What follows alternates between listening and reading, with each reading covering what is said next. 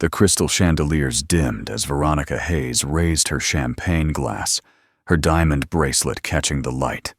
$2 million she'd just spent on a painting gleaming on her wrist. Raymond Carter stood in the shadows near the kitchen entrance, his janitor's uniform soaked with sweat, hands trembling around a crumpled hospital folder. The ballroom held its breath as 500 of the city's wealthiest leaned forward to hear the billionaire's speech about revolutionizing healthcare for the underprivileged. But they never expected what came next. A voice, raw, desperate, shaking with a father's agony, tore through the silk and champagne air. "My son is dying in your hospital right now because we don't have the money." The silence that followed wasn't polite. It was the kind of silence that shatters illusions. No one in that glittering room could have imagined that one poor man's scream would expose the truth they'd all been too comfortable to see, and change everything they thought they knew about charity. 3 days earlier, Raymond Carter's alarm clock buzzed at 4:30 in the morning, the same way it had for the past 6 years. He rolled out of the narrow bed in their studio apartment, careful not to wake Dylan, whose 8-year-old frame was curled under a threadbare blanket decorated with fading dinosaurs.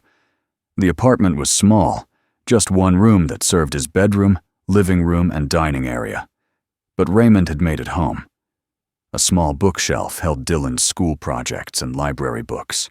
A cracked picture frame on the nightstand showed a younger Raymond holding a newborn Dylan, both of them smiling despite everything they'd lost when Dylan's mother left 2 weeks after giving birth. Raymond moved quietly through their morning routine, preparing a simple breakfast of oatmeal and sliced apples, packing Dylan's lunch in a worn paper bag with a hand-drawn smiley face on the outside. By 5:45, Raymond was on the bus heading to the Grand Marquis Hotel, where he'd worked as a janitor for 4 years. He watched the city transform through the window as the bus crossed from the east side to downtown. Buildings growing taller, streets growing cleaner, people growing wealthier.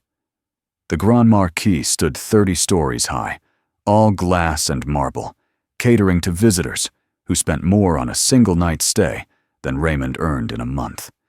He entered through the service entrance, changed into his uniform, and began his shift cleaning the lobby bathrooms before the first guests arrived. The work was hard but honest, and Raymond took pride in it. He scrubbed toilets and polished mirrors with the same care others might give to important documents, because he knew that every dollar he earned was another meal for Dylan, another book, another chance at a better future. At 7:30, Raymond took his break to call his neighbor, Mrs. Patterson, who watched Dylan before school. The elderly woman's warm voice confirmed that Dylan had eaten his breakfast and was ready for the school bus. Raymond smiled, picturing his son's gap-toothed grin, the way Dylan always hugged him extra tight before leaving for school, as if sensing that his father needed that embrace as much as he did. After work, Raymond had 3 hours before his evening shift at the supermarket started. He used that time to pick Dylan up from the after-school program, help with homework, and share dinner, usually something simple like spaghetti or rice and beans. Those 3 hours were sacred. They talked about Dylan's day, about the book they were reading together, about Dylan's dream of becoming a scientist who could help people. Raymond never told his son how tired he was, how his back ached, how sometimes he fell asleep on the bus between jobs. He only showed Dylan that hard work had dignity, that poverty didn't diminish their worth, that love could sustain them through anything. On Tuesday afternoon, Raymond's phone rang while he was restocking shelves at the supermarket. Mrs. Patterson's voice came through frantic and broken. There had been an accident. Dylan had been riding his bicycle near the apartment complex when a car ran a stop sign. The driver didn't see him. The impact threw Dylan 15 feet. Mrs. Patterson was in the ambulance with him, heading to Memorial General Hospital. Raymond's hands went numb. The phone nearly slipped from his grip. His supervisor took one look at his face and told him to go. Now, don't worry about the shift. Raymond ran 6 blocks to the bus stop, his heart hammering against his ribs, praying words he hadn't spoken since Dylan's mother left. Please, please, please, let him be okay. The bus ride felt endless. He watched the stops crawl by, each red light an eternity, while somewhere across the city his son was fighting for his life. Memorial General's emergency room smelled of antiseptic and fear. Raymond burst through the sliding doors, his work uniform still on, and demanded to see Dylan Carter. A nurse led him to a small waiting area where Mrs. Patterson sat crying into her hands. She looked up, her face crumpled with guilt and grief, trying to explain what happened. But Raymond wasn't listening. He needed to see his son. A doctor appeared, young and exhausted, with the kind of face that had delivered bad news before. Dylan had suffered severe head trauma. There was bleeding in the brain. They'd stabilized him, but he needed surgery. Immediate, delicate, expensive surgery. Without it, the pressure would continue building. Without it, Dylan might not survive the night. The doctor's words came at Raymond like physical blows. Surgery, specialists, intensive care. The estimated cost hung in the air between them like a death sentence. $180,000. Raymond's vision blurred. He made $9 an hour at the hotel, $11 at the supermarket. He had $1,700 in his savings account, money he'd been putting aside for Dylan's education, adding $20 or $30 each month when he could. He had no insurance. His jobs were part-time, carefully calculated by his employers to stay just below the threshold that would require benefits. He'd applied for Medicaid twice and been denied both times. He made just slightly too much to qualify, but nowhere near enough to afford private insurance. The doctor was still talking, explaining that Memorial General had a charity care program, that Raymond should speak with the financial office, that they would do everything they could.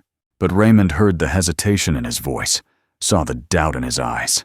He'd seen that look before, in landlords' faces when the rent was late, in grocery store clerks' faces when his card was declined. It was the look that said, "I'm sorry, but your poverty is not our problem."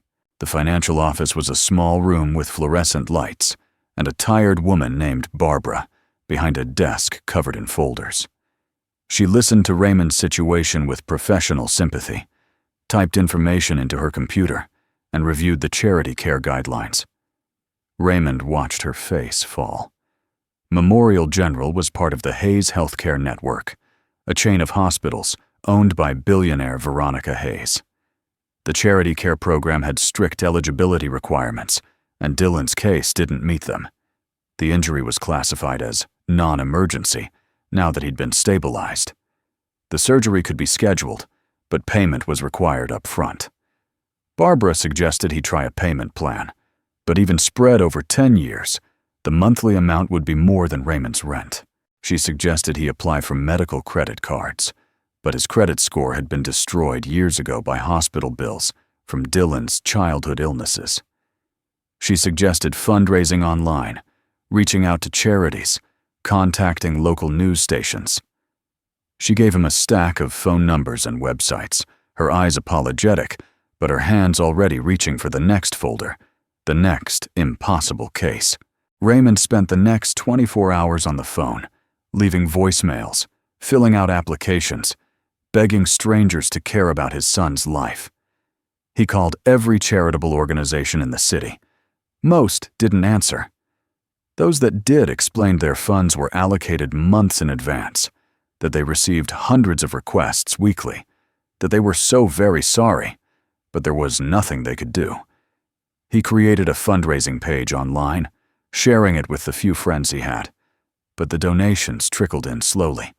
$20 here, $50 there. After a full day, he'd raised $800, not even 1% of what he needed.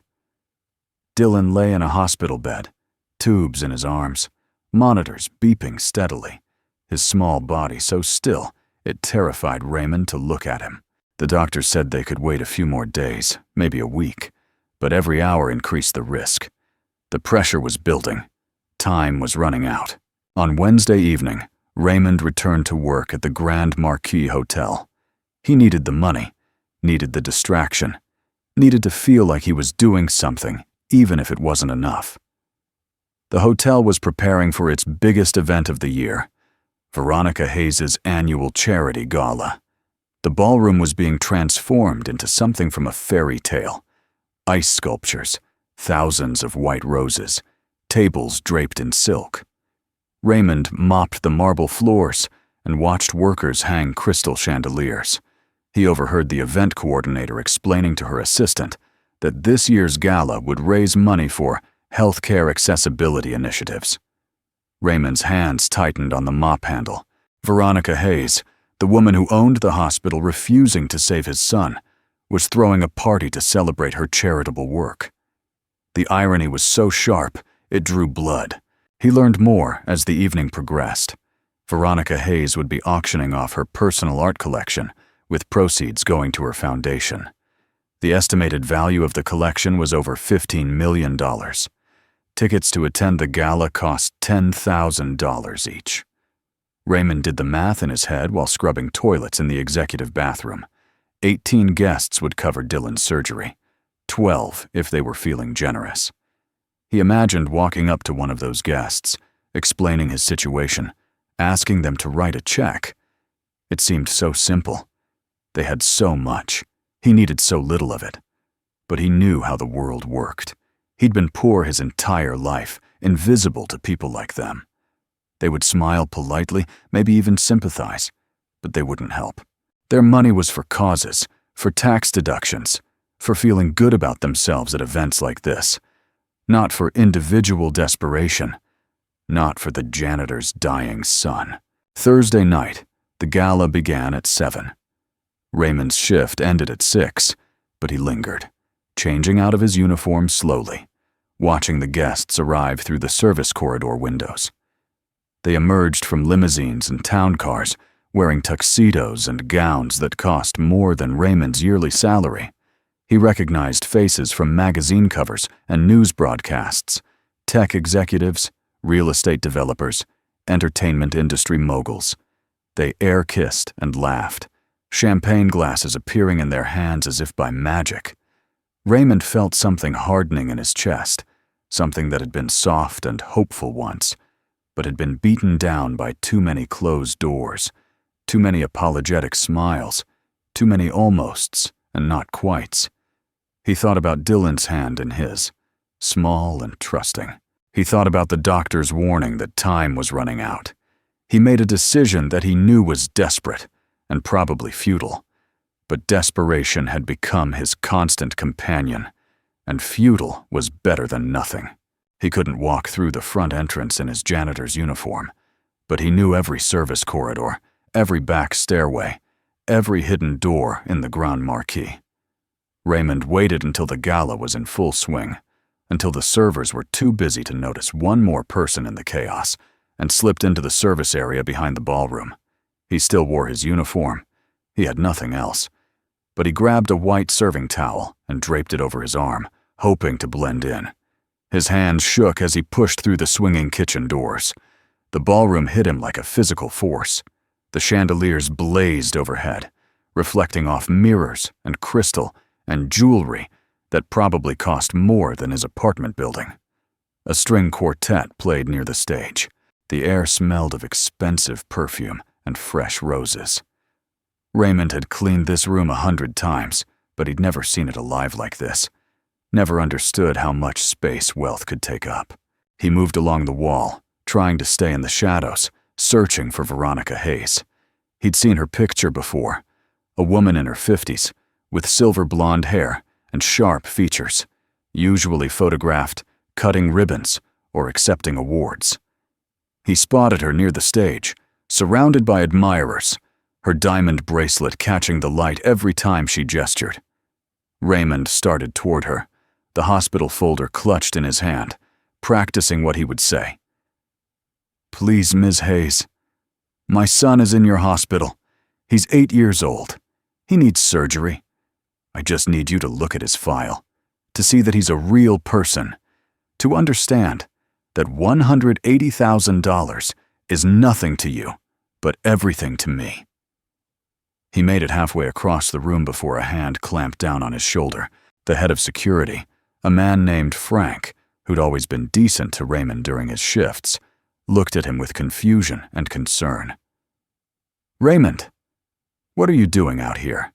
Raymond tried to explain, the words tumbling out too fast, about Dylan and the accident and the surgery. And please, he just needed 5 minutes with Ms. Hayes. Frank's face shifted from concern to pity to professional distance. He couldn't let Raymond disrupt the event. Surely Raymond understood. This wasn't the time or place. Frank would escort him out, and they could forget this happened. But Raymond needed to leave now. Raymond pulled away, raising his voice, asking how this wasn't the time or place when Veronica Hayes was literally giving a speech about healthcare accessibility. Other security guards were moving toward them now. Guests were starting to notice, their conversations faltering, their champagne glasses pausing midway to their lips. Frank grabbed Raymond's arm more firmly, and Raymond jerked back so hard he stumbled, the hospital folder spilling open, papers scattering across the marble floor, medical reports, surgery estimates, Dylan's school picture smiling up from the ground. A woman in a silver gown stepped back, her heel crushing Dylan's picture. Raymond dropped to his knees, gathering the papers with shaking hands, and that's when he saw Veronica Hayes watching from the stage. Her speech had been interrupted. 500 guests were staring at the commotion, at the janitor scrambling on the floor, at the security guards trying to restore order. Raymond felt something break inside him. Not his spirit. That had been breaking slowly for days. This was different. This was the final crack in a dam that had been holding back an ocean of grief and rage and desperation. He stood up, Dylan's picture clutched in his fist, and looked directly at Veronica Hayes. She was so calm, so composed, so removed from the reality of what her hospital's policies meant. Frank was pulling at his arm again, trying to move him toward the exit, and Raymond knew this was his only chance, his last chance, to make someone in this room understand. My son is dying in your hospital right now because we don't have the money. The words tore out of him like they'd been living in his chest, sharp and jagged, amplified by the ballroom's acoustics. His voice cracked on dying, raw with a father's agony, and the room went absolutely silent. Not the polite quiet of an audience waiting for a speaker to continue, but the shocked stillness of people confronted with something real and uncomfortable in their carefully curated world. Raymond's chest heaved. His uniform was soaked with sweat. His hands wouldn't stop shaking, but he kept talking, his voice echoing off the crystal and marble. He's 8 years old. He was hit by a car. He needs surgery that costs $180,000. Your hospital said he doesn't qualify for charity care. You just spent $2 million on a painting. $2 million for paint on canvas, while my son, my baby, is lying in a hospital bed with his brain bleeding because I can't afford to save him. The security guards had frozen. Frank's hand was still on Raymond's arm, but he wasn't pulling anymore. Every face in that ballroom had turned toward them. Some looked shocked. Others looked uncomfortable. A few looked genuinely horrified. But most looked at Raymond, the way people look at car accidents, unable to look away but desperate to not be involved.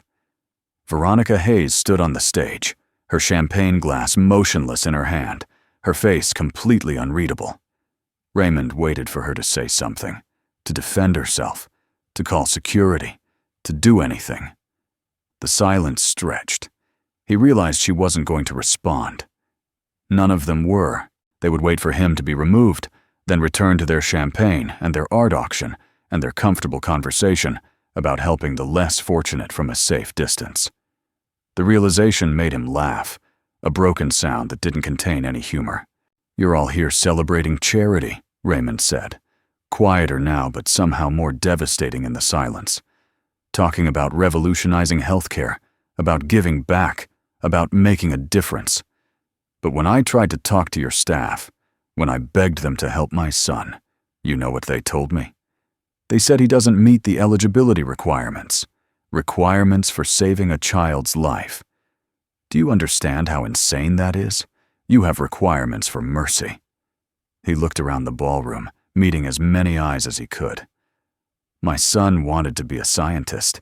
He reads books about space and dinosaurs. He draws me pictures to cheer me up when I come home tired. He still believes in Santa Claus. And he's dying because I'm poor. That's the only reason. Not because we don't deserve help. Not because we didn't try hard enough. Because I clean toilets instead of owning hotels. A woman near the front, older, wearing sapphires that probably cost more than Dylan's surgery, had tears running down her face. A man in a tuxedo was staring at his shoes. The string quartet had stopped playing. Somewhere, a server dropped a tray, the crash of breaking glass making several people jump. Veronica Hayes finally moved, stepping down from the stage, and Raymond's heart lurched with hope so painful it made him dizzy. She walked toward him slowly, her heels clicking on the marble floor. The crowd parted for her like water. She stopped 3 feet away from Raymond, close enough that he could see the fine lines around her eyes, the careful precision of her makeup, the cold assessment in her gaze. She held out her hand. "May I see his medical file?" Raymond handed her the crumpled folder with shaking hands. She opened it, reading the documents with the same focused attention she'd probably given to million-dollar contracts. Her face revealed nothing. The entire ballroom waited. Raymond could hear his own heartbeat, could feel sweat running down his back, could taste the metallic edge of fear in his mouth. Veronica read every page. She examined Dylan's school picture, her thumb brushing across his gap-toothed smile. She looked at the surgery estimate, the charity care denial letter, the payment plan proposal. When she finally looked up, her eyes met Raymond's, and for the first time that evening, her composure cracked. Just slightly. Just enough to let something human show through. "What's his name?" she asked quietly. "Dylan. Dylan Carter." Raymond's voice broke on his son's name. "He's 8. He likes dinosaurs, and he wants to be a scientist, and he always shares his lunch with the kids who forget theirs, and he's the best thing that ever happened to me. Please. I know I shouldn't be here. I know this isn't how things work, but I don't know what else to do. I've tried everything. I've called everyone. Nobody will help. You're my last chance. You're his last chance." Veronica's jaw tightened. She turned to face her guests, still holding Dylan's file. The silence in the room had weight to it now, pressing down on everyone. "I need my phone," she said to her assistant, a young man hovering nearby. He scrambled to retrieve it from somewhere backstage. Veronica took it and dialed, putting the call on speaker. It rang 3 times before someone answered. A man's voice, efficient and professional. "This is Charles Whitmore, Chief Operating Officer of Hayes Healthcare Network." Veronica's voice was steel. "Charles, this is Veronica. I'm at the gala. I need you to explain to me, right now, why we denied charity care to an 8-year-old boy with severe head trauma who needs emergency surgery."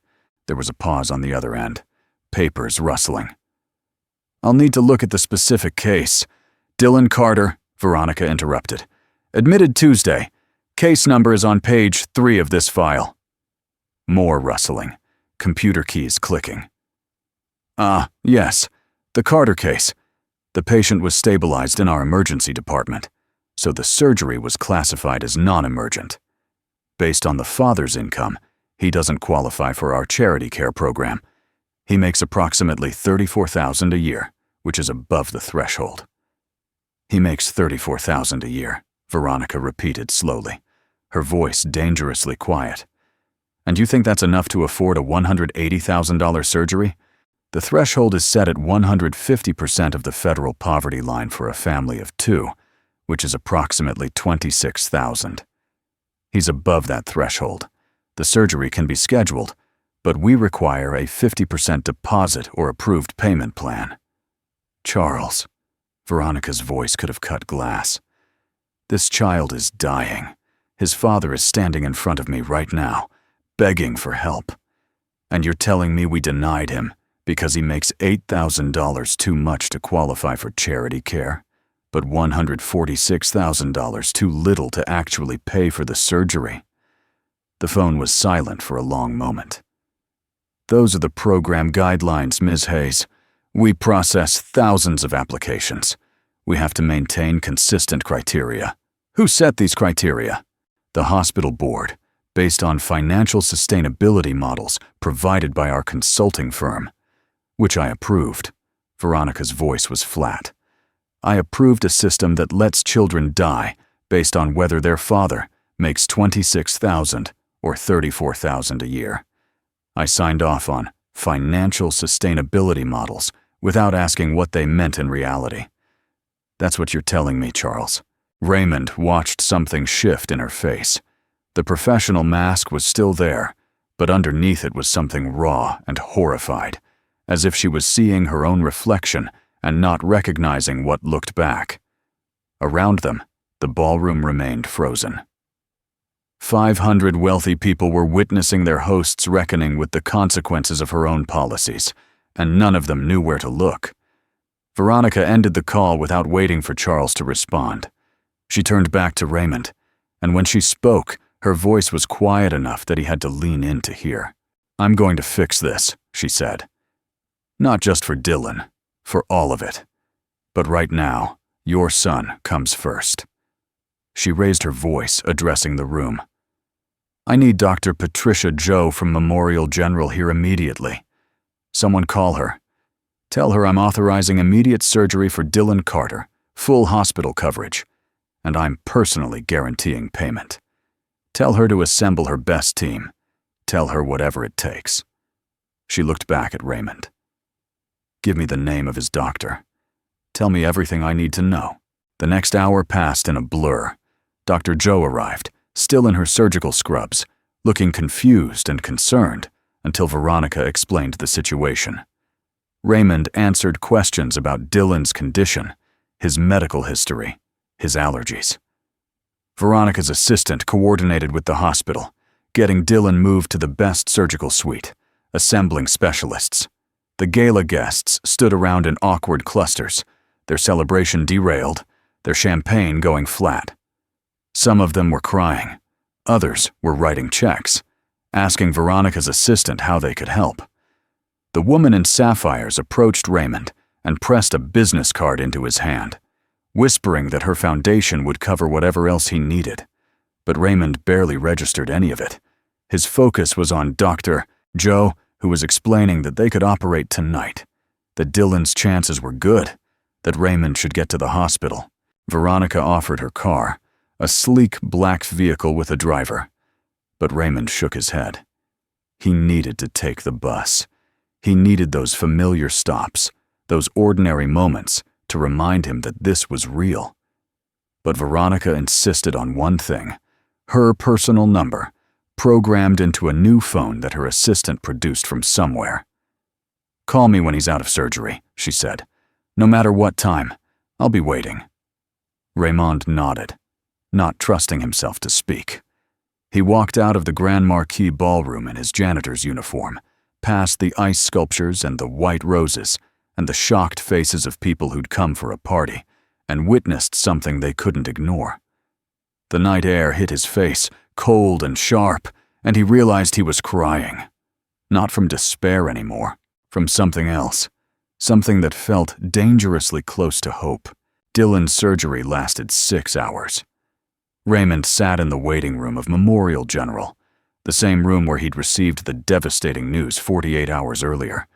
But everything felt different now. Dr. Joe had explained the procedure before they began, relieving the pressure, repairing the damage, monitoring for complications.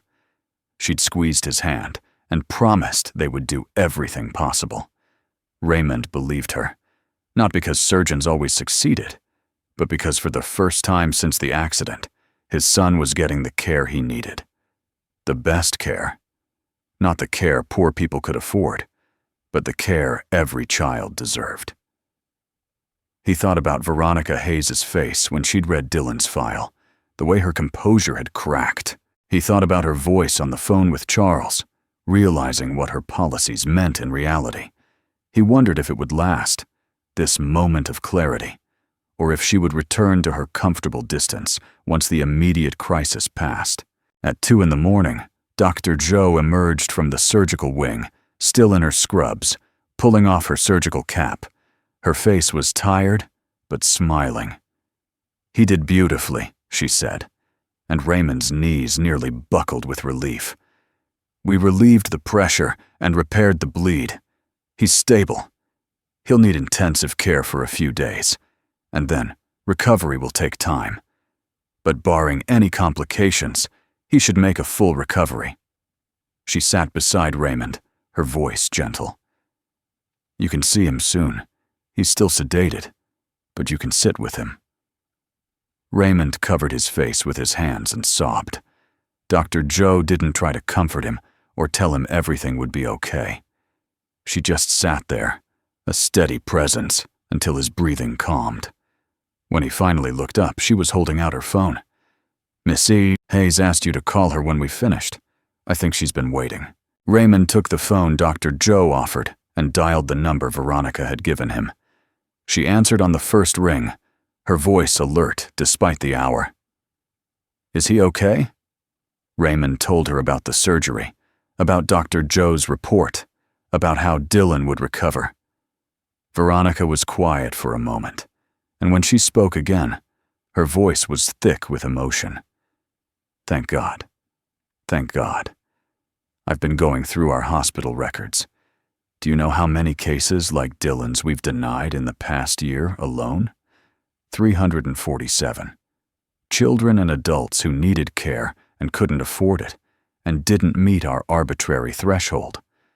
347 times we chose financial models over human lives." She paused. "I'm calling an emergency board meeting tomorrow. We're rewriting every policy. No more income thresholds. No more non-emergency classifications for life-threatening conditions. No more treating healthcare like a business where only profitable patients matter." Raymond didn't know what to say.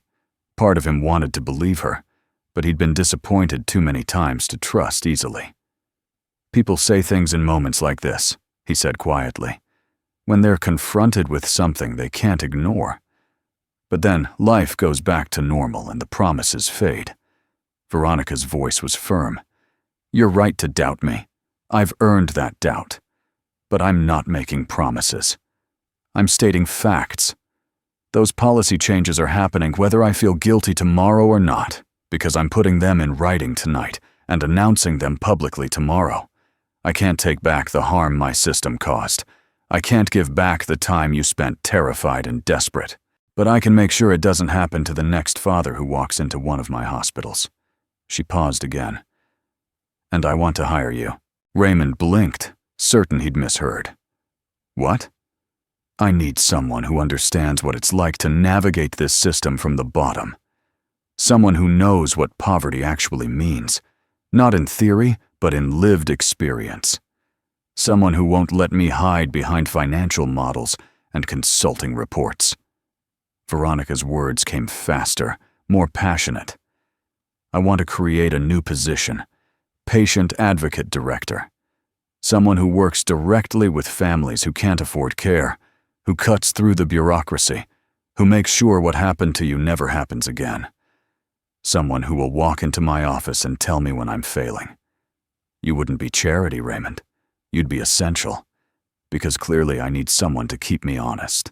Raymond looked down the hospital corridor, where somewhere beyond those doors his son was sleeping. Safe. Healing. He thought about the past 3 days of hell, the dozens of phone calls, the rejected applications, the apologetic smiles. He thought about the families still in that hell right now, the parents sitting in waiting rooms being told their children didn't qualify for help. "I clean toilets," he said. "I don't have a college degree. I don't know anything about hospital administration." Veronica's laugh was quiet and genuine. "You know the most important thing, what it feels like to be on the other side of these policies. Everything else you can learn. Think about it. Focus on Dylan first. But when you're ready, we'll talk." She gave him her direct office number and made him promise to call if he needed anything at all. Then she let him go, and Raymond sat in the quiet hospital corridor, holding someone else's phone, trying to process how his life had shifted in the space of a few hours. 3 days later, Raymond was allowed to take Dylan home. The hospital staff had been attentive and kind, a stark contrast to his earlier experience. Dylan was pale and tired, with a bandage wrapped around his head, but his eyes were bright and his smile was genuine. "Dad," he'd whispered when he first woke up after surgery, "I had the weirdest dreams." Raymond had laughed and cried and held his son's hand, promising him dinosaur books and ice cream and every good thing in the world. Now, as they rode the bus back to their apartment, Dylan leaned against his father's shoulder, talking sleepily about what his classmates had written in the get-well cards Mrs. Patterson had brought to the hospital. Raymond watched the city pass by the window, the same stops he'd ridden in desperation just days ago, but everything looked different, brighter somehow, more possible. Mrs. Patterson had decorated their apartment with welcome home signs and had made Dylan's favorite soup. She hugged them both tightly, crying and thanking God and asking how she could help. Raymond assured her she'd done more than enough. Over the next week, as Dylan recovered at home, Raymond thought about Veronica's offer. He researched what a patient advocate did. He imagined himself in that role, fighting for families the way he'd fought for Dylan. It scared him. He had no experience, no credentials, no safety net if he failed. But he also had something that couldn't be taught. He knew exactly what it felt like to stand in a billionaire's ballroom and scream for his child's life. That knowledge was valuable. That pain had purpose. When Dylan was strong enough to return to school part-time, Raymond called Veronica's office number and told her he was interested in discussing the position. The interview took place at Hayes Healthcare Network headquarters, in an office so large Raymond's entire apartment could have fit inside it twice. Veronica sat across from him, professional, but warmer than he'd expected, and explained what she'd been working on. The policy changes were real. The board had approved them unanimously after she'd presented Dylan's case. Every Hayes hospital now had a new charity care program with no income threshold. If you couldn't afford care, you got care, and the financial details could be sorted afterward. They were training staff on empathy and accessibility. They were creating a fund specifically for cases that fell through bureaucratic cracks, and they wanted Raymond to oversee the patient advocacy program, to be the voice of families who couldn't advocate for themselves, to make sure the policies actually worked in practice. Raymond asked hard questions. What authority would he have? Could he override hospital administrators? What happened if Veronica's commitment faded after the publicity died down? Veronica answered each question directly, showing him the organizational charts, the budget allocations, the oversight structures. She gave him the name of a lawyer who would review his contract. She offered a salary that made Raymond's throat tight, more than triple what he'd earned at his 2 jobs combined, with health insurance and retirement benefits and paid time off. "I know you have no reason to trust me," she said. "I know this seems too good to be true. But I'm not doing this to feel better about myself. I'm doing this because you were right. My system was killing people, and I can't fix it alone. I need someone who knows what those people are going through. I need you." Raymond accepted the position on one condition. He wanted to spend his first month shadowing families in the hospital, learning their stories, understanding the barriers they faced. Veronica agreed immediately. So Raymond began his new life by sitting in waiting rooms and emergency departments, talking to parents and spouses and adult children who were terrified and overwhelmed by medical bills they couldn't pay. He learned about the single mother whose daughter needed chemotherapy, but whose insurance had lapsed. He met the elderly veteran whose hip replacement had been delayed for 8 months because he didn't understand how to navigate the VA system. He sat with the young father whose wife had just given birth to premature twins and was being asked to sign payment agreements while she was still in recovery. Raymond listened to all of them. He took notes. He identified patterns in how the system failed people. And slowly, carefully, he began to build a framework for something better. 6 months after Dylan's surgery, Raymond stood in the conference room at Hayes Healthcare headquarters, presenting his findings to the hospital board. He wore a suit that still felt foreign on his body, but his voice was steady. He showed them data on denied claims, delayed treatments, families forced into bankruptcy. He introduced them to people he'd helped, the single mother whose daughter was now cancer-free, the veteran who could walk without pain, the young father whose twins were thriving. He explained the advocacy protocols he'd developed, the training programs for staff, the community partnerships that could connect patients to resources beyond healthcare. The board listened with the kind of attention that Raymond had once thought was reserved for quarterly earnings reports. When he finished, they approved his expansion plan unanimously. Veronica caught his eye across the table and smiled, a small gesture of acknowledgement that this was really happening, that desperate screams in ballrooms could become systematic change. Dylan turned 9 in the spring.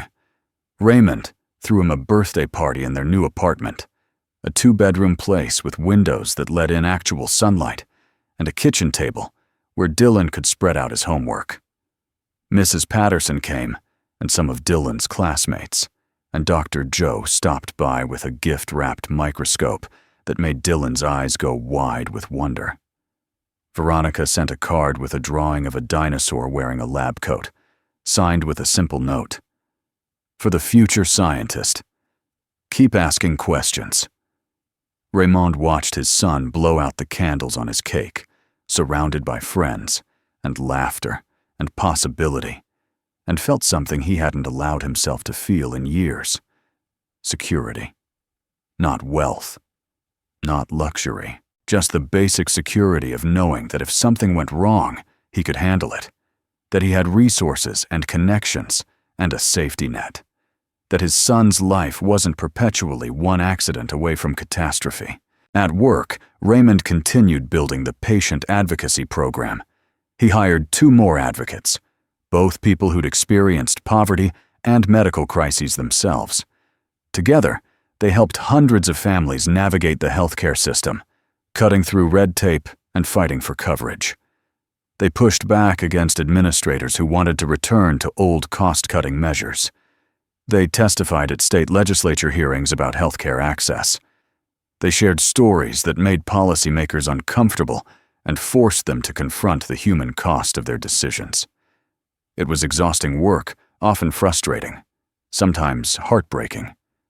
But it mattered. Raymond could see the difference in every family he helped, every crisis he prevented, every person who didn't have to scream for help in a billionaire's ballroom because the system actually worked for them. A year after the gala, Veronica invited Raymond to the anniversary event. This year's gala looked different. There were fewer ice sculptures and more community members. The auction featured experiences rather than art, tours of hospital facilities, meetings with medical staff, opportunities to shadow patient advocates. The dress code was relaxed, the ticket prices were lower, and the keynote speaker wasn't Veronica Hayes praising her own charitable work. It was Raymond Carter, telling the story of a desperate father, a dying son, and a scream that changed everything. He stood on the stage where Veronica had stood a year ago, looked out at the audience, some familiar faces from that night, many new ones, and told the truth about poverty and healthcare and the systems that fail people every day. "I'm not here to make you feel guilty," Raymond said. "Guilt is useless. I'm here to make you understand that charity isn't about writing checks at fancy parties. It's about building systems where people don't need charity in the first place. It's about recognizing that healthcare isn't a luxury for people who can afford it. It's a human right for everyone who needs it." He told them about the families he'd helped, the policies they'd changed, the work still left to do. He told them about Dylan, who was thriving in school, who still wanted to be a scientist, who asked him questions about the universe that Raymond couldn't answer, but loved hearing anyway. And he told them that this room, this gala, this moment, it only mattered if they did something with it, if they went home and examined their own businesses, their own policies, their own assumptions about who deserved help and who didn't. The audience gave him a standing ovation. Raymond accepted it with humility, knowing that applause didn't equal action, that the real work happened after everyone went home. But he also allowed himself a moment of pride. A year ago, he'd been a janitor screaming in desperation. Now he was changing the system that had failed him. That wasn't redemption. Nothing could redeem the terror of nearly losing Dylan. But it was purpose. It was meaning. It was proof that sometimes the loudest voice comes from the quietest heart. And sometimes that voice can shatter illusions and rebuild them into something better. After his speech, Raymond found Veronica in the crowd. She looked older somehow, more tired, but also more genuine. "Thank you," she said simply. Raymond nodded. They stood together, watching the gala guests mingle and network and write their checks, and both of them understood that this was just the beginning of a longer, harder, more important conversation about who we are and who we could be if we actually listened to the screams we'd rather ignore. Years later, when people asked Raymond about that night at the Grand Marquis Hotel, he would tell them it wasn't a miracle. Miracles implied divine intervention, something beyond human control. What happened that night was a choice. Veronica Hayes chose to listen. She chose to act. She chose to dismantle the system she'd built and replace it with something that served people instead of profit. Raymond had given her the opportunity through his desperation, but she'd had to take it. And she did. That mattered. It mattered that people could change. It mattered that systems could be reformed. It mattered that a single scream in a ballroom full of wealthy people could spark a movement that saved thousands of lives. Dylan grew up healthy and curious, eventually going to college on a scholarship funded by the Hayes Healthcare Foundation. He studied medicine, wanting to understand the system that had both nearly killed him and ultimately saved him. On the day of his graduation, Raymond sat in the audience next to Veronica, both of them watching the young man walk across the stage to receive his diploma. "We did that," Veronica whispered. Raymond shook his head gently. "Dylan did that. We just made sure he got the chance." And maybe that was the real lesson of it all. Not that screaming could change the world, but that everyone deserved the chance to show what they could become if someone just listened, just helped, just cared enough to turn their comfortable silence into uncomfortable action.